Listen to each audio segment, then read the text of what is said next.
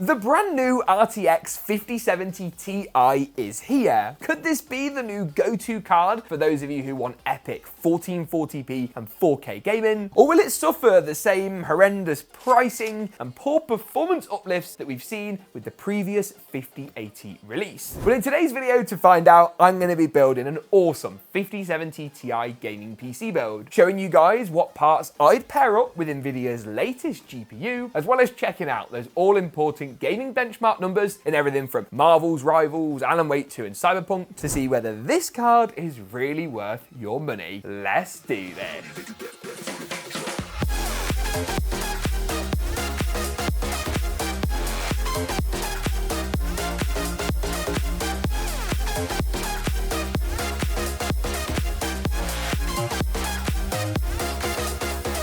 Now let's begin, shall we, with the 5070 Ti and kick off with the all-important benchmark numbers, because I've already tested this GPU and can tell you exactly how it performs. Now the headline figures are as follows. The RTX 5070 Ti is around 10% faster at 1440p than the 4070 Ti Super and just under 20% faster at 4K rasterization. Now all of this is for what is theoretically a $50 price reduction over the 4070 Ti Super, but that rests on the big if that you can buy this card in or around the MSRP, something which for the 5090 and 5080 has been frankly impossible and actually pretty appalling when you look at some of the price gouging in the market. Now as far as performance goes, starting with Apex Legends, and here you see a really modest performance uplift at 4K high over the 4070 Ti Super, with some really nice playable frame rates, but not a lot as far as generational performance uplifts go. In Alan Wake 2 we get a clearer picture where at 4K high settings the RTX 5070 Ti delivers more than a 10% improvement with a frame rate of around 51 frames per second compared to 45 on the 4070 Ti Super, while turning ray tracing on sees just over a 3 frame per second increase compared to the 4070 Ti Super. Enabling DLSS on our NVIDIA GPUs and FSR on our AMD cards does help the 5070 Ti's cores, giving a more playable gaming experience, while of course enabling Frame Gen 2X, that's not the MFG tech on the 50 series, helps a great deal, as you can imagine. Obviously multi-frame gen would really set the 5070 Ti apart from the 4070 Ti Super, but doesn't give us a great comparative data point. Cyberpunk 2077 at 4K high rasterization sees the 5070 Ti pull out one of the strongest leads over last gen's 4070 Ti Super, with the frame rate moving up from 62 to around about 80 frames per second on average. Enable DLSS on NVIDIA and FSR on AMD at quality with no frame generation enabled, and the frame rate gets sizably better in Cyberpunk as you would imagine, while then enabling ray tracing on top of this gives genuinely a really impressive gaming experience with a decent frame rate at 4K given the tier that the 5070 Ti slots into. In Hogwarts Legacy at 4K high rasterization, the RTX 5070 Ti again delivers a strong frame rate with a decent uplift over the last gen 4070 Ti Super with 88 compared to 72 frames per second on average. Move down to the 1440p resolution. This is the res most of you 5070 Ti prospective buyers are going to be gaming at, and it stacks up well. 156 frames per second here, which actually beat out the RTX 4080 and 4080 Super in our testing. Slightly anomalously, we reran this result and saw it over and over again, and we think this is largely down to some of the driver optimizations happening as the 50 series lineup starts to mature. Marvel's Rivals at 4K high rasterization, and the 5070 Ti pulls a decent lead against the 4070 Ti Super, moving the frame rate up from just shy of 67 to just over 82 frames per second on average. Drop down to 1440p high, and the RTX 5070 Ti again delivers a really solid gaming experience with 140 frames per second. That's around about a 12 frame per second uplift over the RTX 4070 Ti Super. Call of Duty's Black Ops 6 Zombies sees the 5070 Ti do pretty well, not far off 100 frames per second and around a 7 FPS increase at 4K high rasterization, while at 1440p high rasterization, the 5070 Ti delivers 147 to the 141 on the 4070 Ti Super. To be clear, we're not suggesting anyone upgrade from the 4070 Ti Super to the 5070 Ti, and compare it to a card like the 3070 Ti from a few years back, and the performance jump is pretty astonishing. NVIDIA's MFG tech is also impressive too, but again, not easy to compare. The biggest problem is price. If we see some of the pricing that we saw on the RTX 5080 and 5090, then the 5070 Ti just won't be worth your time. But I do believe NVIDIA and its board partners can and should be doing doing a lot more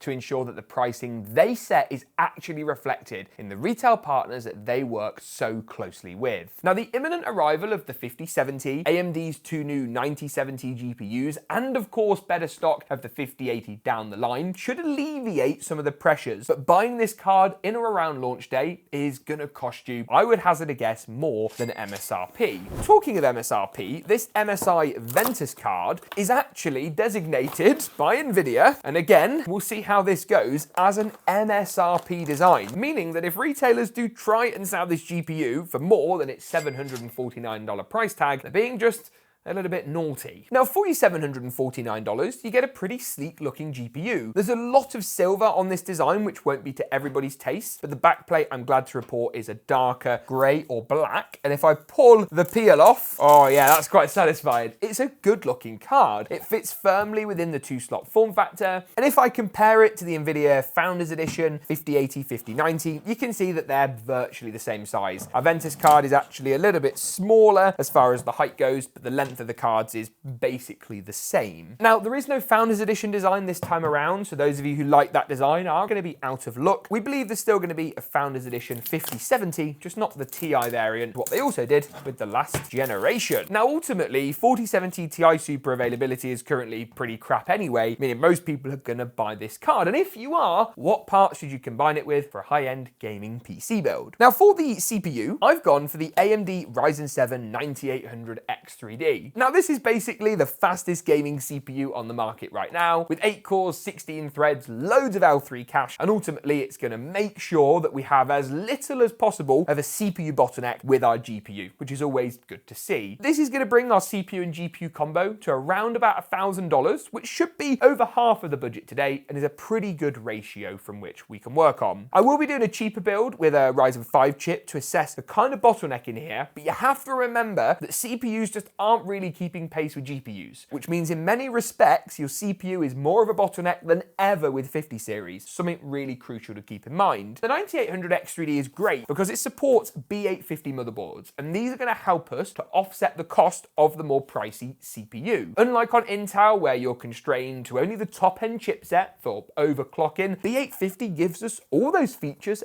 and more, and crucially gives us the PCI Gen 5 connection that we need for our 5070 Ti on both SSD PCI slots and also our X16 main PCI slot too. This is not going to be the world's best motherboard for things like extreme CPU overclocking, and similarly, if you wanted to install loads of ludicrous hardware, it might not be the board for you, but it does still support lots of connectivity with multiple USB 3 headers on the front panel, a reinforced top PCI slot with MSI's really nicely designed switch functionality, 4 RAM DIMM slots, of course our AM5 socket giving support for anything up to a Ryzen 9 9950X 3D, and if we flip around to the rear I/O, you can see we've got Wi-Fi 7, we've got optical audio, 5 gig Ethernet, plenty of USB ports. It really ticks a lot of boxes, and I think MSI have done a great job in their positioning of the B850 Tomahawk, continuing the Tomahawk's kind of reputation as being the go-to mid-range gaming board. I should probably touch on the RAM and memory as well at this stage. I've gone for a 32GB 6000 MHz kit of Corsair's Vengeance RGB. For AMD, that basically just means it's got the AMD Expo profiles we're going to leverage. This is a low latency CL30 kit as well, which is important as far as speed and performance goes if you can pick one up. And I've also picked up Samsung's SSD 990 Pro. Now, feel free to substitute this for something cheaper if you want to trim some costs. Crucial's P3 Plus would be fine for a build like this. I like the 990 Pro, and as far as building a high-end rig with our 9800X 3D goes, it's a really solid drive choice. I'll briefly discuss the cooler as well before starting to get the motherboard assembly put together. This is a brand new cooler from Corsair. It's their Nautilus 360 RS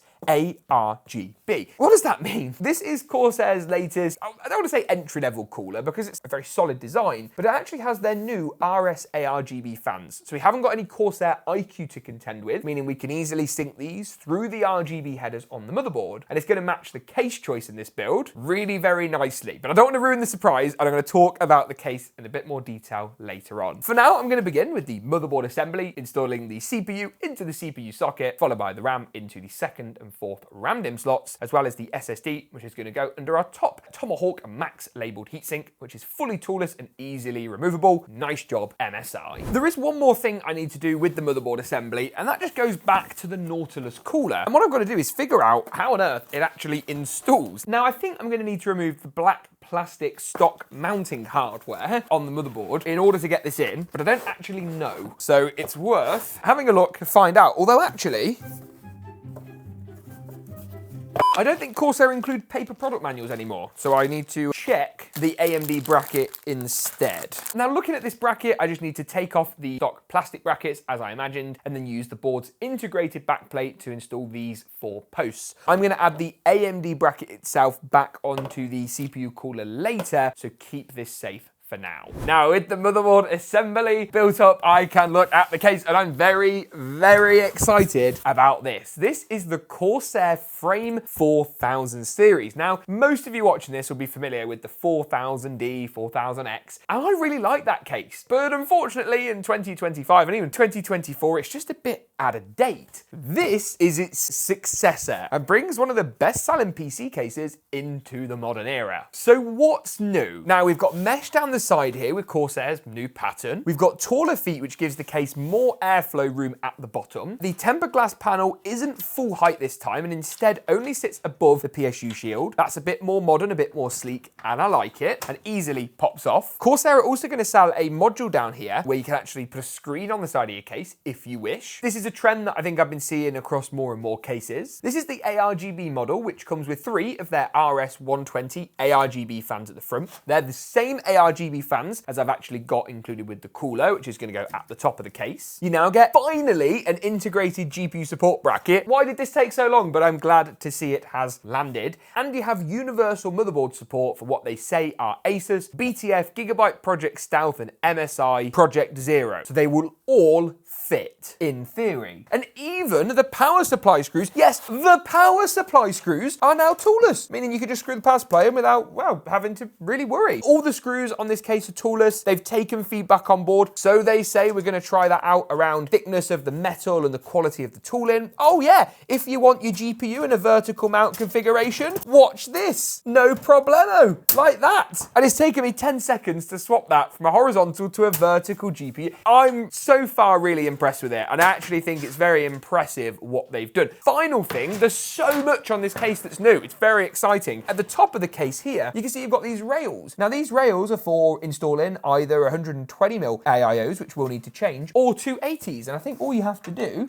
is just unscrew this little screw here and this little screw here and just move it over and then tighten it up. I really like that they've modernized this case, and there's so much new. The front panel too, we haven't even talked about that. All in all, I'm just really pleased to see that Corsair have modernized what was already a really good case and made it that bit better. But that's enough talking about the case. What's it actually like to build in? Well, let's find out and begin straight away by installing the motherboard into our motherboard tray. I'm next going to do the CPU cooler. Arguably the only thing that could be improved about the cooler would actually be the fans being pre-installed. It's something I'm seeing as a trend a lot more on cooler designs at the moment. The downside is that if the fans aren't in the right orientation, it's then more work to take them off and put them back on. But I do think it's something Corsair could consider even on this level of design. In this build, I'm going to have the cooler with the tubes probably at the front. Yeah, that makes the most sense, meaning the cables need to be on this side. Had to think about that there.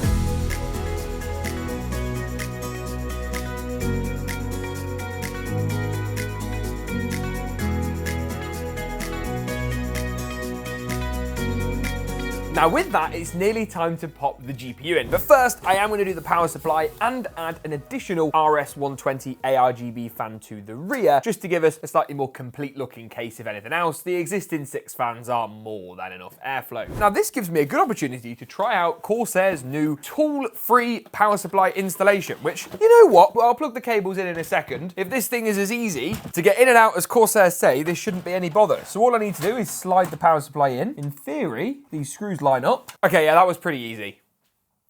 I like that a lot. I mean, that works. This is the Corsair RM750X, for those of you who are wondering, and I'm of course going to wire up power cables for the CPU, GPU, and the motherboard and get these all in the right places. I'm also going to do the front panel cables at this stage, including our USB 3 Type A, USB 3 Type C, HD audio to the bottom left, and our JFP1 front panel cable to the bottom right. To wrap things up then, it's time to finally put the 5070 Ti into place. There is some cable management that I want to do. This Corsair case has actually made things fairly easy. There's a lot of cable tie down points, but you can see I've got some spare power cables here for GPU and stuff, and some fan cables that I need to run. But this main central section is really quite nice. This MSI Ventus card is one of the smaller 5070 Ti designs, and just hovering over the top PCI slot on our motherboard, you can see I need to remove a couple of covers at the rear. In particular, it's the second and third covers. You'll want to keep the thumb screw from this nice and safe, as we'll be using this to fasten the GPU itself back down. Take one and